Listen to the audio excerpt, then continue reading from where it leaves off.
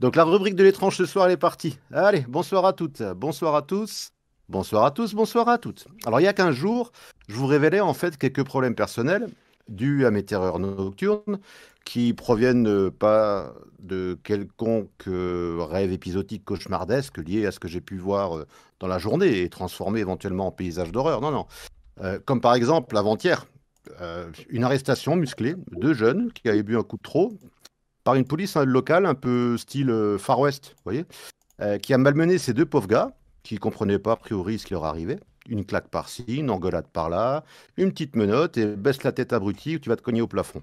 Mais bon, vous inquiétez pas, ça c'est juste un exemple, comme un autre, qui s'est pas réellement produit. Enfin, du moins pas forcément avant-hier. Mais bien d'un traumatisme plus profond, connu sous le nom de paralysie du sommeil. Donc je ne sais pas si ceux qui ont suivi l'émission s'en souviennent. La chronique est a priori encore écoutable sur Twitch ou YouTube. Andy vous donnera de plus en plus d'informations parce que moi, à ce jour, j'ai pas les connaissances techniques suffisantes pour vous préciser les choses, hein. Donc demandez et on vous donnera. À la fin de ma chronique, euh, une charmante collègue, chroniqueuse, presque américaine, me demandait s'il s'agissait, puisqu'on parle ici en fait, entre guillemets, d'une maladie également, de la même chose que la narcolepsie. Sur quoi je lui ai gentiment répondu, car je ne voulais pas l'embarrasser à ce moment-là de l'émission. Dans d'autres moments de l'émission, ça ne me dérange pas, mais bon, suite à cette explication, non, quand même pas. Donc, bien que j'avais l'impression qu'elle n'avait pas suivi complètement ma rubrique, que je m'étais efforcé pourtant à rendre la plus simple possible, vu le thème abordé, comme ici, là, tout de suite, en vous expliquant simplement les situations qui se présentent dans un français presque parfait, très compréhensible, où tout un chacun, je pense, après avoir réécouté, allez, 2 ou 3 fois seulement la rubrique, saura comprendre où je voulais en venir à la fin, enfin depuis le début. Enfin bref, n'en parlons plus. Comme dirait un ami à moi, de toute façon, que j'ai malheureusement pas connu, et qui s'appelle Daniel Pénac, je me suis beaucoup trop payé pour ce que je fais, mais pas assez pour ce que je m'emmerde. Je lui ai donc répondu, disais-je, que ce n'était pas le cas.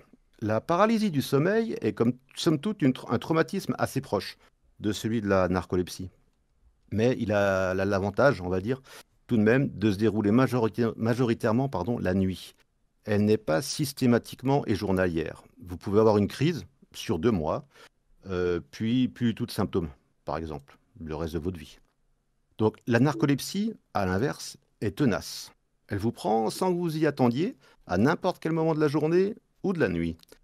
Alors Jamie, Andy, la narcolepsie, qu'est-ce que c'est? Je vous conseille de voir la comédie Narco, réalisée par Tristan Rouet et Gilles Lelouch en 2004.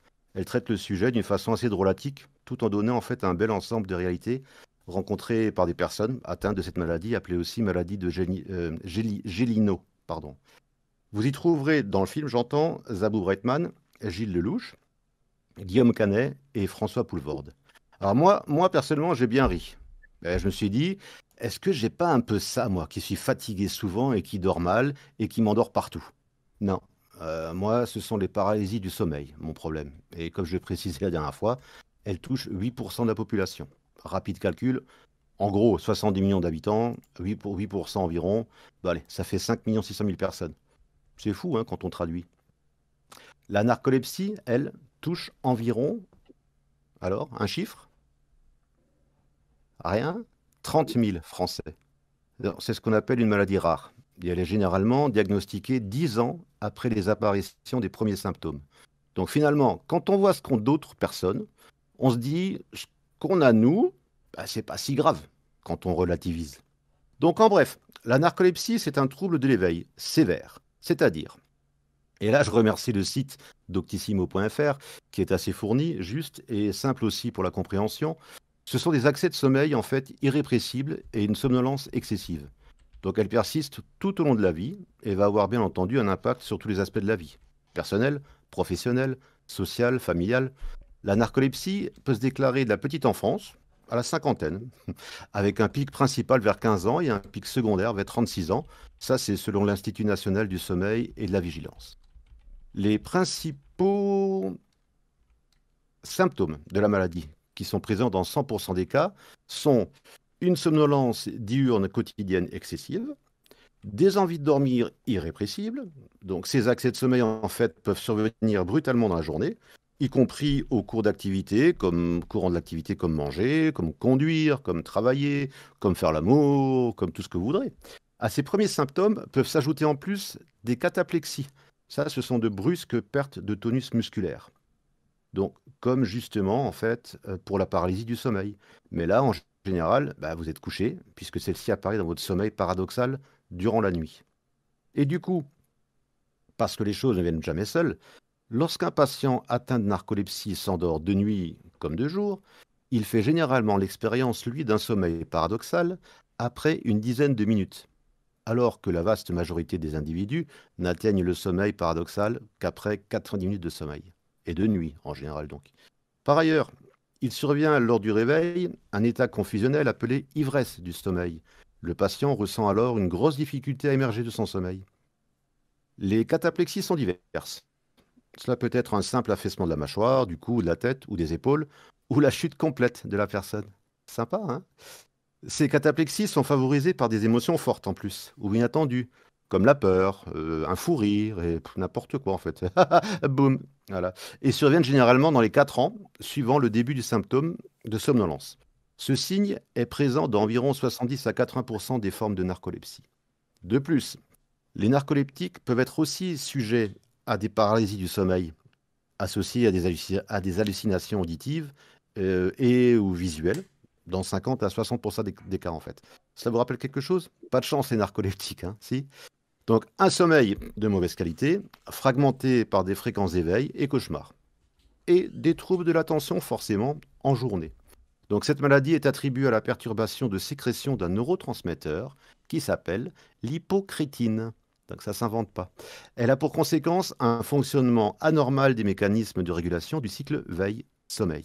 L'origine de cette disparition n'est pas connue. Elle pourrait être d'origine génétique ou immunologique. Le diagnostic de la narcolepsie, selon l'Institut national du sommeil et de la vigilance, repose sur l'association d'épisodes de sommeil diurne récurrents et ou d'endormissement, survenant presque tous les jours sur une période d'au moins 6 mois et sur la confirmation clinique des cataplexies. Pour cela, des examens dans un centre de sommeil sont indispensables. L'enregistrement, ça s'appelle l'enregistrement polysomnographique, PSG. Ça non plus, ça s'invente pas. Permet de mettre en évidence les perturbations du sommeil et d'évaluer le degré de sévérité de la maladie. Le test itératif de latence d'endormissement, TIL, a pour but, lui, de mesurer la tendance à s'endormir au cours de la journée. Et les traitements alors, docteur?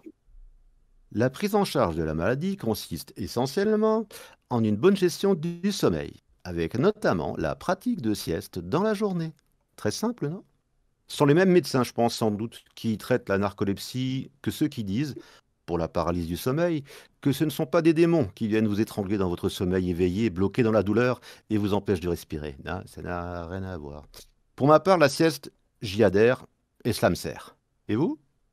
Alors, juste petit ajout, enfin, une espèce de bon à savoir, de nombreux patients atteints de paralysie du sommeil et de narcolepsie sont des artistes, des peintres, des écrivains, des auteurs, des réalisateurs, des personnes artistiques dans l'art plastique, etc.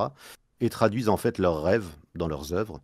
Alors cela leur permet souvent de lier la réalité au rêve, car au niveau de leur cerveau, la différence n'est pas très grande. Voilà, j'espère que cette rubrique vous a plu et je vous dis à bientôt pour tout à fait autre chose. Ou pas. Bye bye, à bientôt.